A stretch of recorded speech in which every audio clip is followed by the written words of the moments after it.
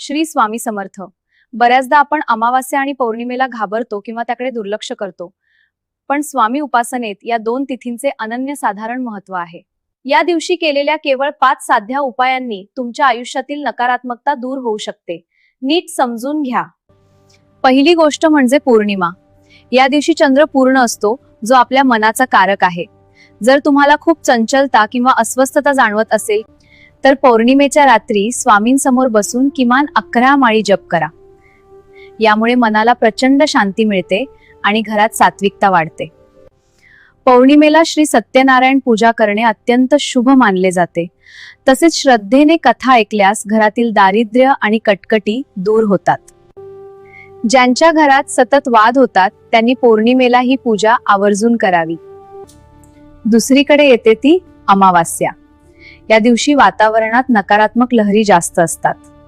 यावर सर्वात सोपा उपाय म्हणजे संध्याकाळी घरात कापूर, लवंग आणि मोहरीचा धूर करा. यामुळे घरातील आजारपण, इडापिडा आणि वाईट नजर दूर होते.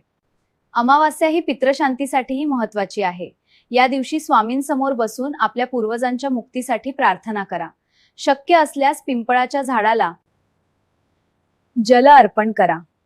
यामुळे तुमची रखडलेली कामे मार्गी लागतात आणि स्वामींची कृपा लवकर संपादन करता येते.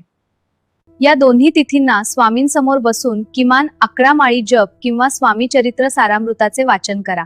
तसेच अमावास्या किंवा पौर्णिमेला केलेले अन्नदान थेट ईश्वरापर्यंत पोहोचते.